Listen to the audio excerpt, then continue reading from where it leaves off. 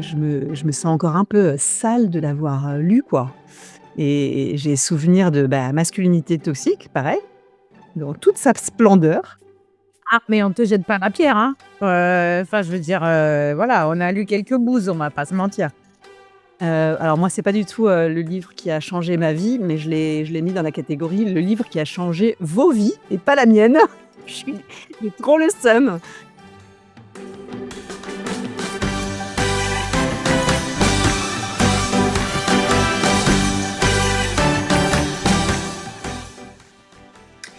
Bonjour à toutes et à tous et bienvenue au Madame Boss Book Club, un podcast pour discuter entre copines de livres qui nous aident à avancer dans nos vies.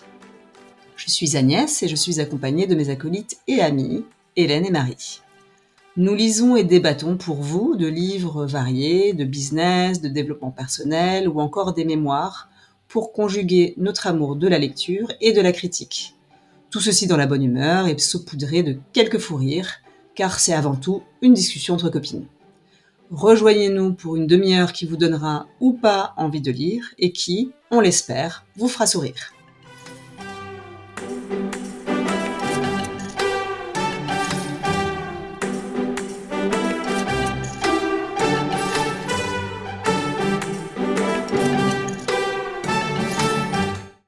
Bonjour à toutes et à tous et bienvenue dans ce nouvel épisode du Book Club de Madame Boss. Aujourd'hui, on fait un épisode un peu spécial puisque c'est un épisode un peu bilan de tous les livres qu'on a parcourus ensemble pendant cette première saison. Et d'ailleurs, on en profite pour vous annoncer que c'est une saison qu'on a enregistrée. On a enregistré 8-10 épisodes à peu près. Et là, aujourd'hui, on va vous raconter un peu voilà, ce qu'on a retenu, comment on choisit les bouquins, un peu les coulisses quoi, de nos sélections. Je passe, la parole à mon acolyte Marie. Oui, bonjour à tous. Alors, la manière dont on a sélectionné les bouquins, pour cette première saison, on tâtonnait un peu. On a commencé par avoir un fichier Excel dans lequel on mettait toutes nos propositions et où chacune pouvait voter. On était parti naïvement du fait qu'on arriverait à des consensus faciles, sur les bouquins que tout le monde voulait lire et en fait non, la liste Excel a continué de s'allonger. Par contre, c'était difficile d'avoir déjà 2 votes pour le même livre. Donc on s'est, je crois, toutes rendu compte qu'on avait vraiment pas les mêmes goûts en en bouquins de self-help. On a dû un peu forcer la main du coup, pour avoir certains votes, hein, à nos risques et périls comme on l'a vu avec Don Miguel, je crois. Et tout ça pour au final, un peu tomber sur des bouquins en librairie qu'on se proposait sur WhatsApp et qu'on a fini par voir. Mais voilà, il y avait un consensus relatif, sur les bouquins, au départ. On va un peu, peut-être changer ça pour la saison 2. Il nous en dira plus après notre récap. Voilà. Cool, cool, cool. Alors, qui veut commencer? Hélène, peut-être? Est-ce que tu peux me dire peut-être, ou partager avec nous, tes 2-3 préférés ou un peu les catégories que tu veux? Et je précise qu'on ne s'est pas parlé avant, donc on n'a aucune idée toutes les 3 de qui a aimé quoi. Donc moi, j'ai trop hâte. Bon, on a quand même un petit peu une petite idée, quoi. Marie vient de mentionner Don Miguel, donc moi, je vais dire que c'est le bouquin que j'ai le plus détesté de tous les 10 qu'on a lus, grâce à vous, parce qu'effectivement, celui-là, c'était pas un consensus. Je ne suis pas revenue sur mon opinion. J'ai perdu 2 heures de ma vie avec ce livre que je ne retrouverai jamais, et j'en garde un souvenir, détestable. Voilà. Carrément, carrément. Tu ne pèses pas tes mots. Est-ce que Marie, tu veux rebondir sur ce bouquin? Est-ce que c'est aussi le bouquin que tu as le plus détesté ou est-ce qu'il arrive dans tes catégories? Et non, moi, celui que je regrette d'avoir lu, c'est vraiment, Mark Manson. J'aimais pas ce type déjà avant de lire son livre et là encore moins. Alors, je dois dire que c'est un peu, il y a un côté un peu hypocrite parce qu'une partie de moi a envie de le suivre maintenant. J'ai envie de lire son livre sur la séduction des femmes, voir ce qu'il en dit. Est-ce que c'est devenu un vieux mastu? Parce qu'à l'époque, on n'utilisait pas trop ce vocabulaire-là, ils existaient pas trop ou en tout cas pas aussi mainstream que maintenant. Bon, bah, voilà, c'est devenu qui ce vieux mec, de l'art de s'en foutre? Hem et voilà et en même temps, une autre partie de moi-même refuse de le consacrer 1 minute de plus de mon temps. Hem Et je pense que je suis ouverte à beaucoup de merde, Il y en a beaucoup dans les livres de développement perso et c'est un peu leur charme des fois. Mais par contre, non, ma tolérance s'arrête vraiment aux publications qui insultent leurs lecteurs, quoi. Voilà. OK, c'est marrant, on n'a pas du tout, les mêmes pires bouquins, même si, j'avoue que j'ai détesté les 2 livres que vous venez de citer. Moi, c'est les 48 lois du pouvoir de Robert Greene. Alors un enfer, je me sens encore un peu, sale de l'avoir, lu, quoi, et j'ai souvenir de, bah, masculinité toxique, pareil, dans toute sa splendeur, comme avait dit, Hélène. Ouais, c'est vrai. Beaucoup de Burke, c'est également un des termes qu'on a utilisé pour ce bouquin-là, et je me suis réécouté 2-3 épisodes là, pour me remémorer, un peu tous les bouquins puisque comme on sait, heu, moi, j'oublie assez vite ce que j'ai lu et c'était la raison pour laquelle, initialement, j'étais pas, hyper favorable à cette idée de podcast. Alors que maintenant je suis la première à vous saouler genre: «Allez, allez, allez, on se retrouve». Donc ouais, non, ouais, 48 lois du pouvoir de Robert Greene, horrible. C'était, vous vous souvenez? Très, très, très, très long en plus, Mmh. grande pénibilité. C'était vraiment pénible aussi, effectivement. C'était un taille entre lui et Don Miguel, mais quand même, Don Miguel, c'était tellement de la bouillie de caca comme fait que je m'en suis toujours pas remise, quoi. Et ce qui est drôle, ce sont 3 livres qui ont été un peu imposés, en tout cas proposés par, chacune de nous. Donc moi, j'avais proposé Don Miguel. Hélène, toi? Moi, j'avais proposé le Mark Manson. Je savais que ça allait faire grincer des dents, hein, mais bon, Et c'est toi 48 lois du pouvoir, Marie? oui et c'est moi, mais Ouais, je connaissais rien du bouquin, hein, ouais. mais on te jette pas la pierre, hein. Enfin, je veux dire, voilà, on a lu quelques bouses, on va pas se mentir. Tout à fait. D'ailleurs, on ne regrette pas de les avoir lus car, comment il s'appelle? Les 4 accords Toltec rentrent dans une de mes catégories que j'ai appelée le livre, que je pensais avoir lu, en fait, non. Alors moi, petit bémol à ça parce que moi, ma catégorie, c'est celui que je regrette d'avoir lu pour, Manson. Donc je regrette. Si, si, je regrette. Ah ouais, tu regrettes. Ah merde.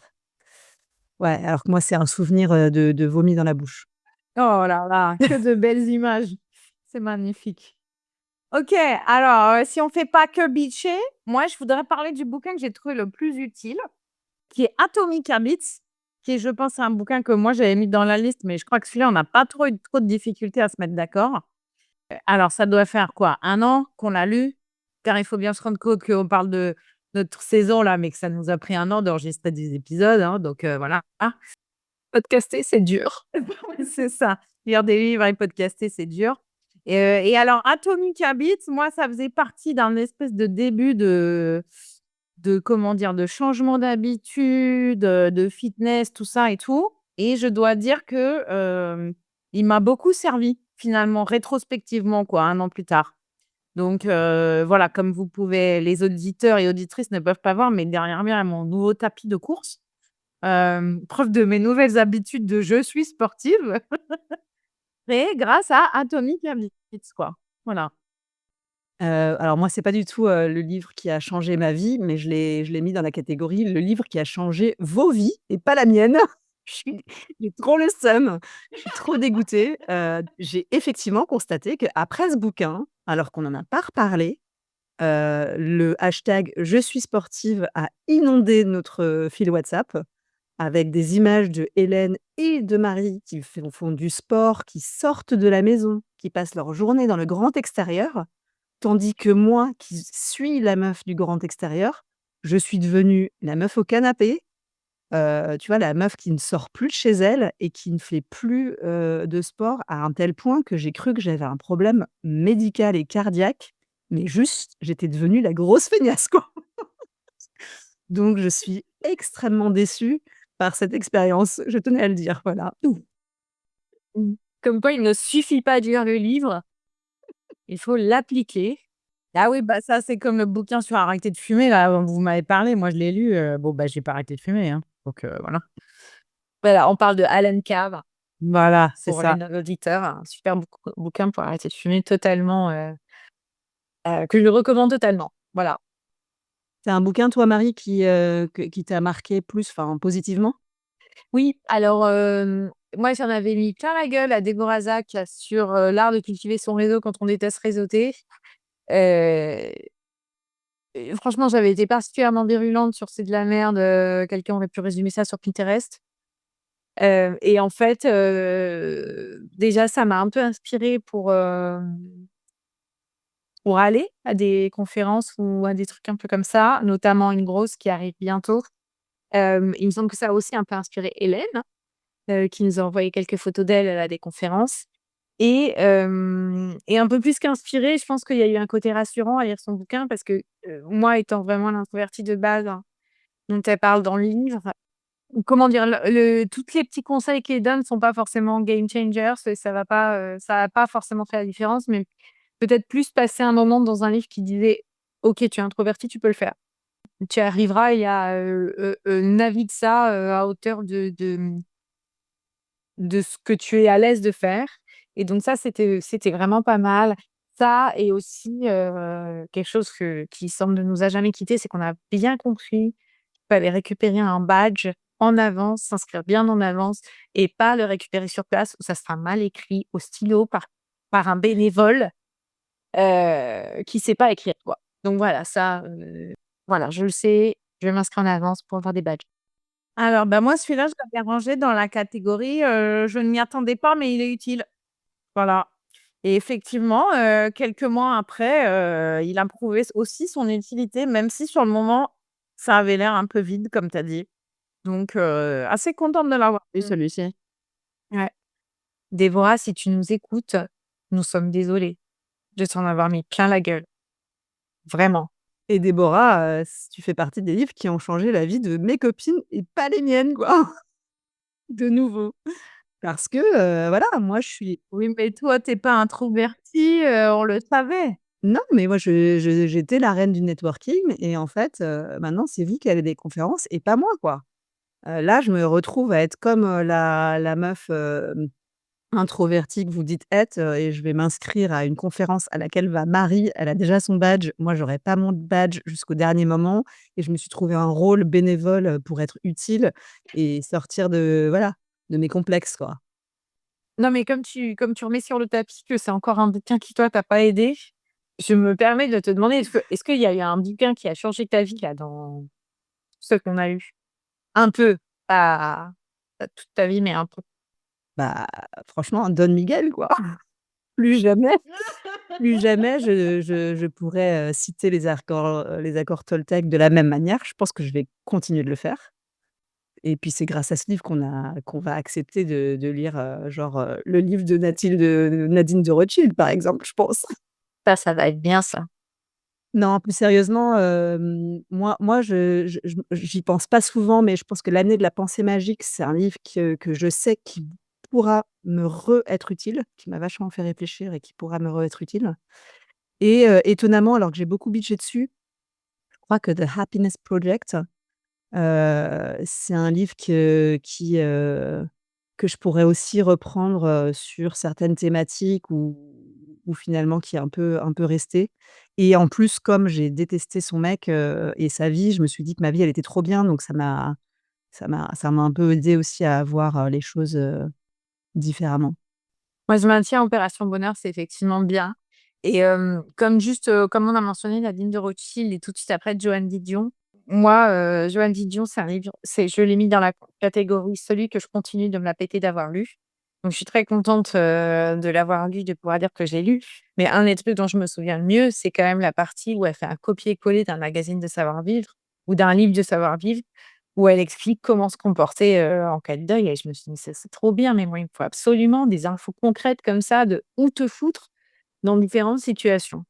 Heu, je me permets, voilà, de le souligner ici.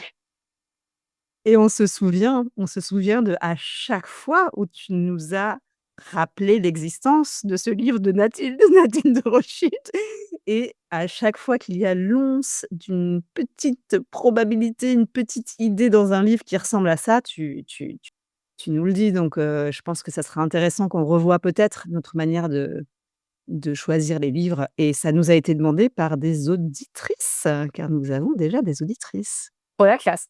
Merci, merci à ceux qui nous écoutent. Ah là là, trop la classe. Alors avant qu'on passe à la sélection, moi je voulais juste dire que le bouquin de Didion, c'est celui que j'ai trouvé le mieux écrit. Alors bon, vu certains autres, j'avoue, c'était plus difficile, hein. Si tu le compares à Don Miguel, c'est quand même pas dur. Et alors par contre, il y a un bouquin que j'ai classé dans, la catégorie de celui que j'ai déjà oublié et c'était le bouquin d'Oprah Winfrey qui m'a fait vraiment ni chaud ni froid. Je me souviens pas de 3 lignes, quoi. Voilà. Pareil, je me souviens de rien d'Oprah. Je me souviens ce dont je me souviens, ça date de ma première lecture, quoi. Mais là, ça m'a plus du tout, vraiment trop touchée, en fait, ce qui était dedans, malgré qu'il il est je dirais toujours qu'il est pas mal, mais alors, par contre, mon cerveau fait un blanc quand il s'agit de dire un truc à propos de Oprah, quoi. J'ai réécouté l'épisode pour voir si et puis en fait non, on dit justement qu'il est vide quoi, qu'il nous apprend rien puisque c'est que des choses qu'on sait, qui sont des choses assez évidentes. Bon après si, moi j'ai on s'est fait des bons fous rires, hein, quand même sur Oprah. Il aura eu le mérite de bien nous faire rigoler. Je pense que réécouter les épisodes avant d'enregistrer celui-là, par contre, c'était tricher. Agnès, tu triché. Alors Agnès, elle a été claire depuis le début qu'elle se souvient jamais des bouquins qu'elle a lus, qu'elle ne voulait pas faire un podcast et elle s'est obligée. Mais justement, que reste-t-il? Et alors Agnès, toi qui as quand même acheté la majorité de ces bouquins, quel est celui qui est le plus joli dans ta bibliothèque? Ah bah, c'est la catégorie que j'avais préparée. Le plus joli à mettre dans ma bibliothèque, c'est Résister à la culpabilisation de Mona Chollet. Il reste le plus beau. Mmh. C'est-à-dire que malgré le fait que d'autres, sont jolis, merci Mona forever. Merci Mona. Est-ce qu'on a fini sur les catégories? Vous avez d'autres choses? Moi, c'est bon. Est-ce qu'il y a d'autres choses que vous voulez dire sur, la sélection ou sur ce que ça nous a appris un peu ce podcast en général? Alors, bah, comme l'a dit Marie en début, je pense que clairement, ça a montré qu'on avait des goûts hyper différents. Donc, c'était intéressant. Enfin, moi, j'ai lu des trucs que j'aurais jamais lus par ailleurs. Pas que des trucs pourris, hein, mais des trucs que j'aurais jamais sélectionnés.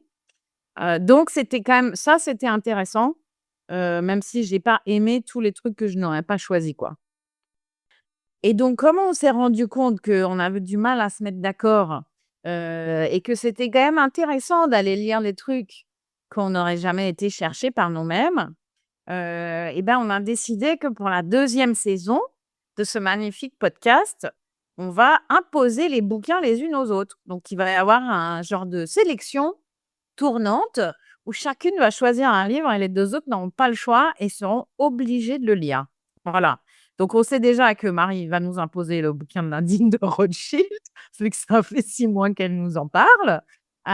Et on s'est dit que ça serait quand même plus drôle, que ça allait, créer des situations, un peu plus marrantes, et aussi d'aller nous challenger un peu quoi, sur des trucs qu'on n'aurait jamais lus.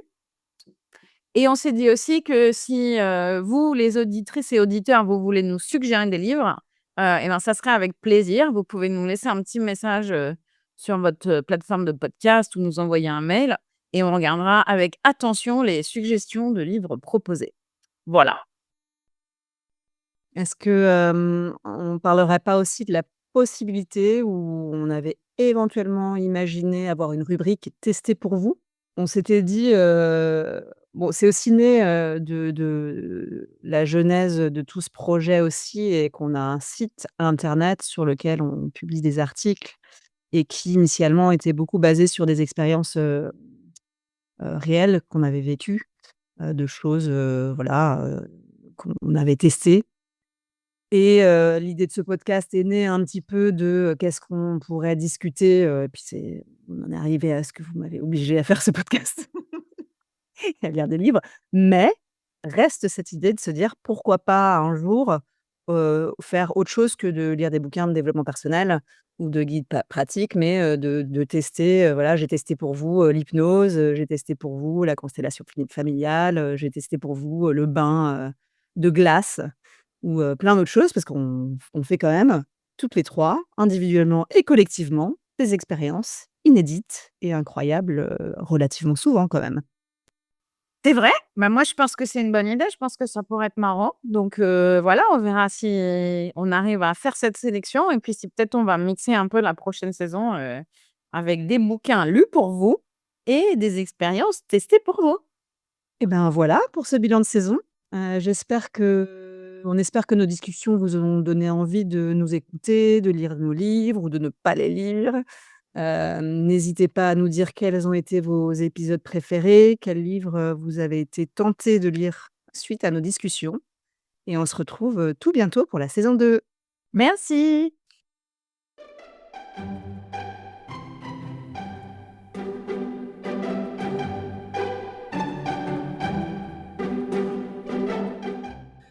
Merci de nous avoir écoutés. Nous espérons que vous avez aimé cet épisode. Madame Boss, c'est avant tout 3 copines: Hélène, Marie et Agnès. Moi, c'est Hélène. Je suis la Madame Boss qui travaille 60 heures par semaine, mais qui essaye de s'en sortir, tout en réfléchissant à mes prochains business. Je lis des tonnes de livres et j'adore les stabiloter. Moi, c'est Marie. Je suis un Madame Boss qui se déclare sceptique du développement personnel, mais qui passe mes week-ends à faire des programmes pour atteindre mes objectifs. Et moi, c'est Agnès. Je suis la Madame Boss qui ne se souvient pas de tout ce qu'elle lit, mais qui adore les podcasts, les copines et le temps libre qui nous permet de vivre de nouvelles expériences.